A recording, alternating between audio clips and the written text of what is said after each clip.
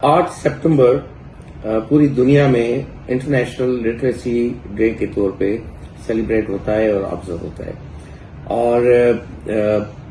पाकिस्तान को, क्योंकि literacy day का मकसद यही है कि दुनिया अब इतनी सेंसिटाइज हो चुकी है कि जो बच्चा स्कूल गोइंग एज का बच्चा है वो स्कूल में होना चाहिए, और ये रियासत की, स्टेट्स की जिम्मेदारी है कि उस बच्चे को फ्री एंड एजुकेशन प्रोवाइड करें।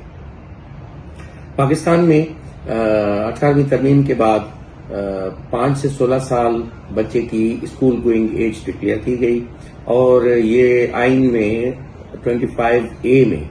कॉन्स्टिट्यूशन में डाला गया कि 5 से 16 साल का बच्चा फ्री और कंपलसरी एजुकेशन हासिल करेगा। पाकिस्तान चूंकि लेटली रियलाइज किया हमने, इससे पहले बहुत सा पानी जो है वो पुल से नीचे गुजर चुका था, और हमारे पास आउट ऑफ स्कूल बच्चों की और इलिटरेट बच्चों की तादाद बढ़ती गई। आज पाकिस्तान में 2.5 करोड़ के करीब बच्चे जो हैं वो स्कूल से बाहर हैं, और उसमें 60 लाख के करीब तादाद जो है वो सिंध में आउट ऑफ स्कूल बच्चों की है।